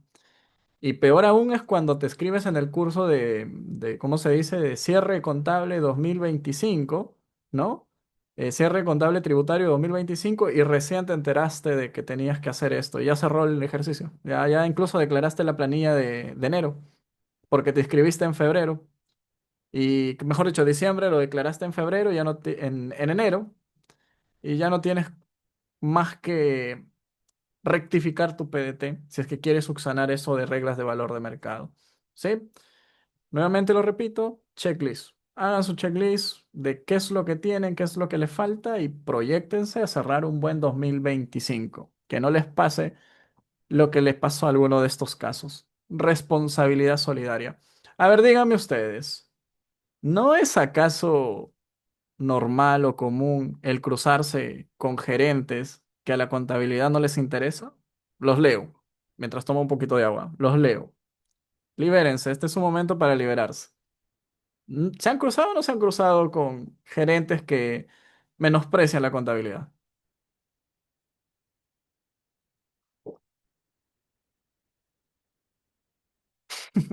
No veo nada. Muy bien, Diego. Te pediría que nos compartas tu triste historia, pero estoy esperando que alguien más escriba que sí. Qué raro que no se hayan cruzado con gerentes que no les interesa la contabilidad. Yo me he cruzado con varios. Me he cruzado con muchos dueños de empresa, con muchos representantes legales que simplemente te dicen, ah, no como sea, ¿sí? Si tú dentro de las muchas herramientas que querías, ¿sí? Dentro de las muchas cosas que tú decías en esa frustración de algún día la vas a pagar, gerente que me hace sufrir y llorar cada que llego a mi casa y me pregunto, ¿por qué estaré trabajando en esta empresa, ¿no? Donde no me tratan bien? Tranquilo, hay justicia administrativa y justicia tributaria. ¿Por qué lo digo? Porque hay un concepto llamado responsabilidad solidaria. La responsabilidad solidaria es algo que quizás todos lo hemos escuchado, pero muchas veces lo olvidamos. ¿Qué significa? Personas que están vinculadas con la empresa, pero no por reglas de vinculación como las conocemos, sino por responsabilidad frente a la deuda tributaria. Aquí ya no te analizan operaciones, si están a valor de mercado o no. De frente, él debe, no puede pagar, ya tú también, vamos contigo, paga. Me levanto tu casa, tu carro, todo lo que tengas a tu nombre como persona natural. ¿Pero por qué, señor, si el deudor es él? Porque usted es responsable solidario. ¿Y cómo la administración tributaria puede imputar o buscar responsables solidarios? Bueno, artículo 16 al artículo 18 del Código Tributario, establecen una serie de situaciones en las cuales tú terminas siendo, como se dice, responsable solidario. A ver, esto de aquí son RTFs de un artículo que he escrito sobre responsabilidad solidaria. Y me gustó mucho todas las cosas que iba encontrando a medida, porque, a ver, cuando escribo a veces un artículo, lo primero que hago es trato de jalar toda la jurisprudencia vinculada al caso, ¿no? Sobre todo cuando hay temas que necesitan un sustento jurisprudencial, digo, no puedo yo de frente decir, según lo que sé, ¿no? La responsabilidad solidaria funciona de esta manera, ¿no? Lo que tú haces es de acuerdo al criterio jurisprudencial que analizó el caso tal, no se aplica de esta manera, que es lo mejor que puedes hacer. Entonces, cuando estuve descargando y analizando distinta jurisprudencia, había una tendencia constante dentro, bueno, si es tendencia es constante, había una tendencia, ¿ya? Respecto a los casos de responsabilidad solidaria. Y va a parecer raro, pero de cada 10 RTFs que descargaba o revisaba, un promedio de 5 o 6 eran sobre gerentes generales a los que se les estaba imputando responsabilidad solidaria. Y la figura es muy simple. Miren, a un gerente se le va a aplicar responsabilidad solidarias, ¿sí? Gerente. Si es que se dan principalmente dos situaciones. Uno, es representante legal de la empresa. Y dos, es gerente. Basta con eso y eres responsable solidario. ¿Qué significa ser responsable solidario? Que vamos a suponer, nosotros como contadores, pongámonos en el supuesto negado, ¿ya? Sí, imaginémonos algo que en realidad, por eso digo, imaginémonos, que somos contadores irresponsables, que no, que no cumplimos con las normas, que no tenemos libros, que la clave Sol ya hasta la perdimos y ni nos hemos enterado que nos están llegando las auditorías. ¿Ok? Y ya estamos ahí emitiendo nuestro RH, cobrando. Señor contador, ¿cómo va la contabilidad? Perfecta, no hay ningún tipo de problema. Luego, la policía tocando la puerta con la SUNAT porque te vienen a levantar toda la empresa por cobranza coactiva de un proceso que nunca la atendiste. Desaparece el contador, no hace la de Naruto. ¿Listo? Desapareció. Tú te vas, la empresa no tiene cómo pagar, se van con el gerente. El gerente paga, el gerente tiene una casota, el gerente está con los carros 4x4 y dice, oye, pero yo, ¿qué error he cometido yo? Si era una contabilidad externa, los libros lo tiene el contador externo, la clave solo tenía el contador externo, todas las funciones las hacía el contador externo. Sí, bueno, es lo que dice una serie de RTFs que le atribuyó responsabilidad por omisión. Bueno, aquí, ¿no? En todas y cada una de estas creo que no las voy a leer todas porque van a decir casi lo mismo, pero en siempre el Tribunal Fiscal confirma, confirma, confirma, confirma, confirma, confirma que el gerente es el responsable solidario de cualquier cosa que tenga que ver con el registro contable, porque dentro de sus funciones está el supervisar y velar la correcta contabilidad de la empresa. ¿Sí? El simple hecho de ser, miren, RTFs antiguas del 2020, 2022, 2023 decían de que el gerente tenía, o sea, tenía que acreditarse que el puesto, que el gerente o de las actividades del gerente estaba el revisar la contabilidad. Pero las RTFs recientes ya no le piden que demuestren con el MOF o algo el tema de la responsabilidad. De frente dicen, si el gerente, bueno, si el gerente es responsable, representante legal, disculpen, es responsable solidario. Ya no te vayas a revisar el MOF, en automático es responsable solidario. Si el contador hizo lo que hizo, su problema. Vamos a tener que cobrarle al gerente general. Esto de aquí nos lleva a algo. Cuando ustedes estén trabajando en una empresa, siempre es bueno recordarle a los empresarios, a los dueños, a los representantes legales, a quienes controlan la empresa, de que existe un artículo 16 del Código Tributario donde establecen responsabilidad solidaria a los representantes legales. Esto es lo que dice la norma, ¿no? Los representantes legales que tengan incidencia en el control administrativo y no sé qué y no sé cuánto, ¿no? Y vinculado también a la parte contable, son representantes legales por el tema. Bueno, sigo confundiendo. Son responsables solidarios por el pago del tributo. Una vinculación tributaria que se da por dos situaciones. La situación jurídica de representante legal y la situación administrativa de ser gerente de la empresa. Así que, si tienes un gerente que a su vez también es representante legal, hazle acordar cada vez que te quiera negar el tema de darte información tributaria, que te diga cualquier cosa dile por si acaso, usted es el responsable solidario de todo lo que está pasando, ¿eh? Si la empresa se le va mal, la empresa le embargan, van a ir contra usted y a usted lo van a meter en pleito, va a terminar pagando abogado, se va a ir hasta el tribunal fiscal y no le van a dar la razón, se va a ir al Poder Judicial y no le van a dar la razón porque usted es responsable solidario. Aquí no hay discusión, es responsable solidario. Otra cosa que también ocurre y bastante más común de lo que me gustaría en realidad es lo que sucede respecto a, por ejemplo, cuando se hacen venta de activos. Figura clásica, ¿ya? Figura clásica. Que por cierto, esto te puede llevar a un tema de embargo preventivo. Artículo 56, si mal no recuerdo, del Código Tributario. ¿156 o 56? Por ahí va. Miren, eh, fiscalización o empresa endeudada con la SUNAT. ¿Ok? Se crea una empresa o viene otra empresa ya creada. Entre paréntesis, amiga o no. ¿Por qué digo amigo o no? Porque puede ser una empresa del grupo o puede ser un tercero. ¿Y qué hacen? Venden los activos.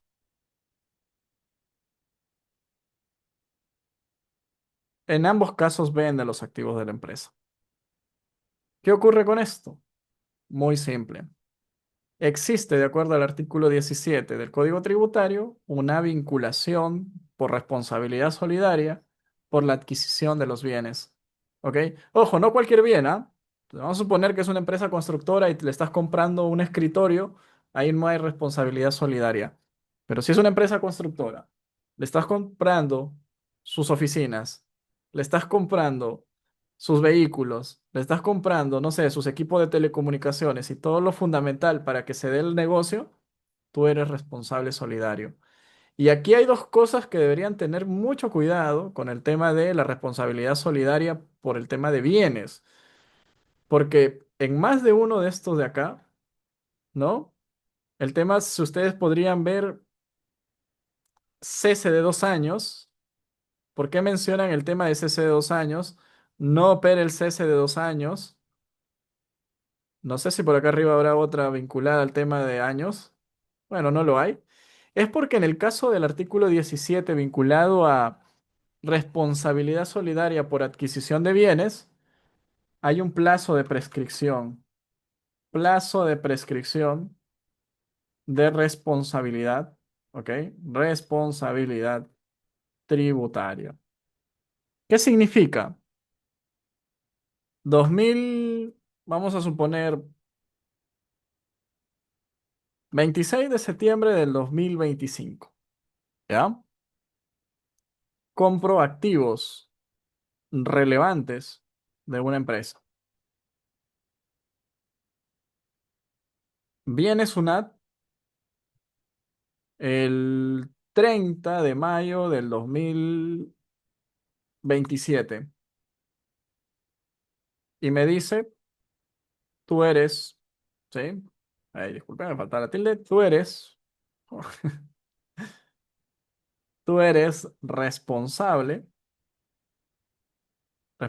solidario por la deuda de X cantidad porque adquiriste activos. Tú te quedas pensando y dices, pero un momento, ¿por qué yo soy responsable solidario si yo lo único que hice fue comprarle de buena fe a la persona sus cosas? No importa si lo has comprado de buena o mala fe. La norma es clara. Si tú adquieres una cantidad relevante de activos de una empresa X y resulta que esa empresa, justo por esos periodos en los que tú compraste, tenía deudas tributarias que no podía pagar, entonces tú estás participando de la migración o el movimiento de activos. Por lo tanto, tú respondes también por la cantidad de los activos que te has llevado, ¿no? Con parte de la deuda. Ojo, no es una responsabilidad total, es por los activos que te has llevado. ¿Ok? Pero aquí lo curioso es que está viniendo el 30 de mayo del 2027, es decir, antes de los 2 años. ¿Y qué pasa, William? Y lo pregunto, ¿no? ¿Qué pasa si viene después de los 2 años? Pues aquí vas a tener que preguntarte lo siguiente. ¿Le avisaste a Sunat de la venta? Si la respuesta es sí, entonces esto es muy sencillo. Si sí le has avisado, entonces la responsabilidad tributaria, ¿sí? Responsabilidad tributaria vence a los 2 años. Y ese es el famoso comentario que acá les ponía, ¿no? De los 2 años. ¿Por qué? Porque a veces la SUNAT viene y te dice, oye, tú eres responsable solidario de tal persona. Y agarra y le dice, oye, pero ya pasaron más de 2 años, yo ya no soy responsable solidario por un tema de adquisición de bienes. Ojo, los 2 años no opera por el tema de mala contabilidad y eso. El tema de los 2 años es exclusivo de responsabilidad solidaria por adquisición de bienes, solo para ese tema. ¿Ok? Ahora, si la respuesta es no, entonces, ¿sí? Entonces la responsabilidad tributaria prescribe conjuntamente con la prescripción del tributo. Es decir, la regla general. ¿Cuál aquí es el problema entonces? Comunicarle a SUNAT. Si hay una compra importante de activos que tú realizas con una persona X, y vamos a suponer que lo estás haciendo de buena fe. ¿Qué significa hacerlo de buena fe? Pues hacerlo porque tú en verdad querías los activos, viste que había un anuncio que decía se vende edificio, se vende X cosa y lo compraste. Bien, mira, cuando tú hagas una de esas compras, comunícale a Sunat. Tienes un plazo para comunicarle a Sunat. William, ¿cuál es el plazo? No lo dice la norma. Pero buscando y rebuscando, tanto por la red como jurisprudencia, encontré este informe. ¿Ok? Bueno, es una pregunta que se hiciera ya por el año 98 respecto justamente a la forma en la que se tenía que aplicar la comunicación. Y todos los textos y todos los que hablan acerca de este caso concuerdan en que tienes un plazo de 60 días calendario después de la compra para avisarle a la SUNAT. ¿Quién tiene que avisarle a la SUNAT de la compra?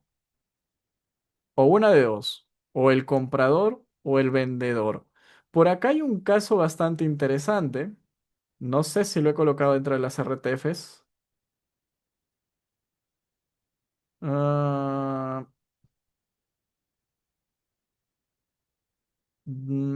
no creo que esté aquí. Bueno, no lo he puesto dentro de las RTFs acá. Pero hay una RTF muy interesante en donde hay un comprador, ¿ok? Que se lleva una cantidad X de bienes. Y la SUNAT un día, tac, tac, le toca la puerta y le dice, tienes que pagarme el impuesto de tal empresa que está debiendo. Y la persona, pero ¿por qué le tengo que pagar yo? Y yo no tengo nada que ver con eso. No, es que tú eres responsable solidario.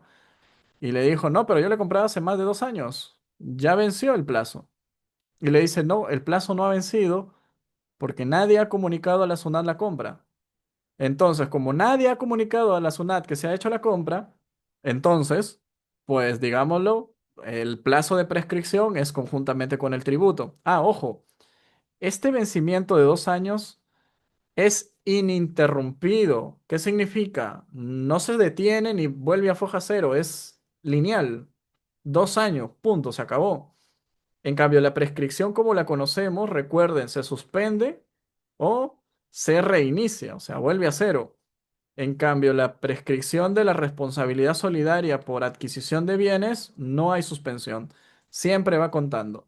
Es 2 años calendario y punto, se acabó. Qué bonito que así fuera la prescripción, la otra prescripción, ¿no? La del artículo 43. Pero no funciona de esa manera. Entonces la persona dijo, oye, pero este tributo ya, mejor dicho, yo la compra la he hecho hace más de 2 años. Entonces ya esto debió de haber prescrito mi responsabilidad solidaria. Sunat, lo repito, lo que le dijo fue, nadie ha comunicado de la compra. Por lo tanto, estamos llevando la prescripción de acuerdo a los términos generales y tu responsabilidad solidaria no prescribe aún. ¿Y qué dijo cuál fue el argumento del contribuyente cuando fue al tribunal fiscal? Yo soy el comprador de buena fe, yo no estoy obligado a comunicar a la administración tributaria de que se hizo la compra. Es más, la norma no dice por ningún lado, el obligado a comunicar es el comprador. Por lo tanto, ¿por qué se le están yendo contra mí? ¿Ok? Y es más, no establece el plazo que yo tengo para hacer el tema de la comunicación. ¿Qué es lo que dijo el tribunal fiscal? Resolvió de una forma muy, vamos a decir, poco favorable para el contribuyente, perdió el caso, bajo el siguiente argumento. Sí, pues no hay nadie en la norma que diga quién tiene que comunicar. Dice que se debe comunicar. ¿Alguien comunicó? Nadie. Entonces no hay comunicación. Se acabó. Curioso, ¿no? Porque si te pones en perspectiva, lo que te dice es, se tiene que comunicar las operaciones que realizan de compra. No dice quién. Entonces alguien tiene que hacerlo. Y como alguien tiene que hacerlo, si nadie, ninguno de los dos lo hizo, entonces no se ha cumplido con comunicar. Conclusión, si ustedes en algún momento forman parte de un proceso de adquisición, ya sea por un tema de escisión, porque a veces lo que hacen es, ¡pum!, dividen la empresa y mandan una parte del patrimonio por un lado y otra parte por otro lado para que SUNAT no persiga. SUNAT te va a perseguir por responsabilidad. Y tienes que comunicarle a la SUNAT. SUNAT, por si acaso, hemos adquirido por escisión tantos. Y SUNAT tiene que saber. Si SUNAT sabe, comienza a correr este plazo de 2 años de responsabilidad solidaria. Si SUNAT nunca se entera dentro de esos 60 días de ocurrido el hecho, que ha ocurrido, valga la redundancia, el hecho, pues entonces estamos mal, señores, porque la prescripción que nosotros pudimos haber ganado de esa responsabilidad solidaria se lleva hasta que el tributo mismo prescriba. O sea, nos vamos a complicar la vida. ¿Sí? Ahora, otra cosa, exactamente, ¿sí? A los 2 años cumplido. Yo le sumaría un día más, el 27 por seguridad, ¿no? Porque también ha pasado, yo recuerdo una RTF que leí allá por el 2013. Hay cosas que leo que cuando me parecen curiosas, las recuerdo años, ¿no? Y esta RTF hablaba de un caso muy, muy, muy, muy particular de alguien que creo que tendría que haberse bañado en ruda. Ustedes saben de que el plazo de prescripción, y lo voy a poner por aquí, se cuenta de la siguiente manera, ¿no? Te dice algo así como que hasta el quinto día, hasta el primer día hábil del cuarto año, ¿no? En el caso de los tributos anuales, ¿no? Cuarto año de la declaración. 2020 se declara, no, año. DJ 2021. Empieza a contar a partir del primer día hábil del año siguiente. Entonces vas, voy a poner año uno, voy a poner año 2, voy a poner año 3, año 4.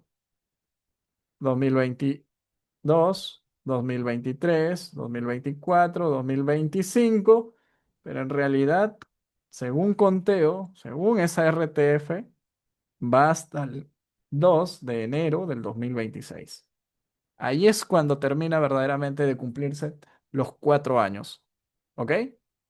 ¿Qué es lo gracioso y por qué te digo que esa persona tendría que haberse bañado con Rudy y con todo eso? Es que lo notificaron este día. Y tú sabes que cuando te notifican un tributo, ¿Se reinicia o no se reinicia el cómputo de la prescripción? A ver, aquí vamos a la gente que ya está en la cancha viendo todos estos temas y estos recutecus de la parte administrativa del Código Tributario. Cuando te notifican el cobro de un tributo, ¿se suspende o se reinicia el cómputo? ¿Qué sucede? Se reinicia exactamente, o sea, lo mandan de frente a cero. Dígame, que te notifiquen un tributo este día. No es como para pegarse un tiro, porque es como literalmente, disculpen la expresión, es como si Diosito te odiara y te la manda así, fa. ¿Qué es lo que hizo el contribuyente? Evidentemente dijo, oye, oye, oye, me estás notificando al quinto año. Esto ya prescribió. Esto de aquí, el año 2022, 2023, 2024, está prescrito. ¿Qué me hace notificándome el 2026? Y te dicen, hey, un momento, calcula bien. ¿Desde cuándo empiezas a contar los 4 años? Desde el primer día hábil del año tal, según tal cosa. No recuerdo bien exactamente, ¿no? Y eso termina tal día. Ahí terminan los 4 años calendarios. Por lo tanto, en tu caso, ese día, que era el último, te notificaron y estás bien notificado y salado, literalmente, salado. No recuerdo porque no he podido, no, le soy sincero, no me he metido a investigar más sobre prescripciones como tal, pero no recuerdo si ese criterio es el que se mantiene vigente a la fecha. Pero ya que lo menciono, lo voy a buscar. Solamente a lo que voy o quiero llegar es, siempre en sus cálculos, súmele un día más. O sea, ya si es un año, súmele un día más. Por eso yo aquí le digo, sí, pues no. Si es que fuera el 26 de septiembre que yo hago la comunicación, yo le sumaría un día más y diría hasta el 27 de septiembre del año 2027 es que podríamos tener responsabilidad solidaria. Pasado eso, no fue. Hay una parte interesante que ya que mencionas el tema de los efectos de las prescripciones o de las... Últimamente estaba escribiendo varios artículos y ya que mencionas el tema de prescribir, eh, la prescripción no invalida una fiscalización, ojo, ¿ah? O una revisión por parte de SUNAT. Es un error conceptual que tenemos de creer que la prescripción es un chao total. La prescripción lo único que genera es, vamos a decirlo, la imposibilidad de que te cobren ese tributo de ese periodo y que te soliciten información sobre ese periodo ya prescrito. Son dos cosas que no pueden hacer.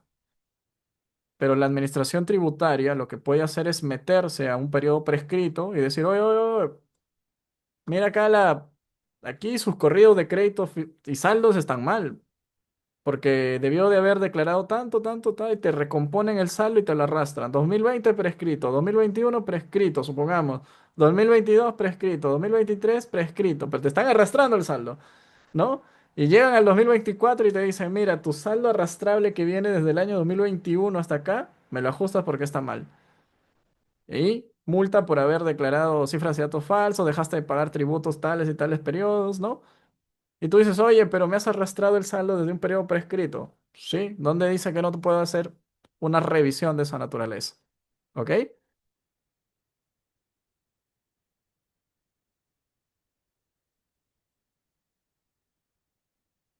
Mm, son temas operativos medios curiosos, amigo Ran. Ya cuando mezclas al CIRE, ya me da escalofríos. ¿Saben una de las cosas que me ha ocurrido recientemente con el CIRE? El CIRE ustedes saben que tiene dos modalidades, ¿no? Lo que se llama, bueno, excluir, que te permite posteriormente incluir, y lo que se llama corrección, ¿no? Corrección de registro, que significa que yo modifico el registro en que ya que ya declaré. Miren, algo que me pasó a mí recientemente. Hubo una operación con detracción que dentro de todos los filtros que se hace en la empresa, miren, se escabulló entre todos los filtros y terminó registrándose en la contabilidad. Se hizo la declaración del mes, repito, se declaró, se declaró en el CIRE de junio, ¿ok? Y en julio, cuando se hacen los controles antes de archivar todo, se detecta. O sea, pero ya está detectado, ¿no? ¿Qué se hizo? A nivel de nosotros, como estábamos acostumbrados a que en el Play lo que hacías era corregías el Play de junio y lo colocabas en julio, porque inclusive se hizo la modificación del PDT, ¿no? Porque habíamos tomado un crédito fiscal indebido. Para nuestra buena suerte, esa empresa tenía más que suficiente crédito fiscal para soportar sacar esa factura y no caer en multa por cifras y datos falsos. Pero el detalle está que cuando nosotros queríamos hacer el movimiento de la factura de junio a julio en el CIRE, si queríamos corregir y ponerle cero, íbamos a generar un efecto muy interesante que tiene el CIRE. Cuando tú le pones un cero a un comprobante ya registrado, lo estás anulando para efecto de CIRE. ¿Qué significa anularlo? Que ya no vale, que ya no lo puedes utilizar en julio o en agosto como lo podrías hacer en el PLE. En el PLE tú le ponías cero y lo volvías a enviar en julio y empatabas, ¿no? Es decir, cuando venía una fiscalización decían sí, pero ya presenté la corrección de que esto estaba mal en junio. Es más, aquí está mi PDT ya corregido y se acabó. En el CIRE no, ya está registrado en junio, no lo puedes volver a declarar en julio. Si lo quieres corregir en junio, excluir no puedes porque ya está enviado. Corrección, lo pongo cero. Si le pones cero, no te va a dejar en julio porque te va a decir comprobante anulado. ¿Qué hacemos? Tú llamas a SUNAT y te van a decir varias cosas. Un asesor te va a decir A, un asesor te va a decir B, un asesor te va a decir D. Conclusión, SUNAT sabe de que el CIRE no sirve para estas situaciones. Por lo tanto, al final la conclusión fue muy simple. Lo dejamos el comprobante registrado en junio porque no lo puedo anular, pero mi PDT de junio lo rectifico y el de julio tomo el crédito fiscal. Si la SUNAT viene algún día y me dice, oye, no cuadra o me manda una esquela, yo le voy a responder con mucho gusto, tu CIRE no sirve. Y mira lo que me hace, ¿no? Es más, hemos tomado captura de pantalla a la operación y le hemos dejado en claro de que no nos permite hacer lo que debería permitir hacer. Entonces, si me tocas el tema del CIRE y me dices que hay un tema de cruces, con tema de libros electrónicos y con CIRE, yo te digo, cada vez que el CIRE se involucra, da frío, da escalofríos, da miedo porque no está preparado para toda la operatividad, ¿no? Fue un proyecto muy bonito que a la fecha sigue siendo eso, un proyecto. No termina todavía el proceso, ¿ok? Lo vamos a dejar ahí.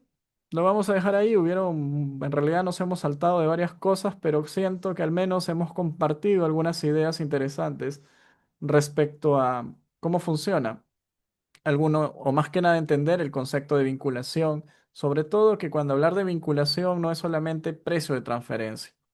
Vinculación tiene diferentes aristas y de la más olvidada, como les decía, es el tema de responsabilidad solidaria. ¿Ok?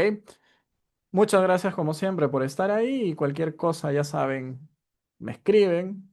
Eso sí, si me van a hacer trabajar mucho, ya saben que eso tiene un precio. Se me cuidan todos. Hasta luego.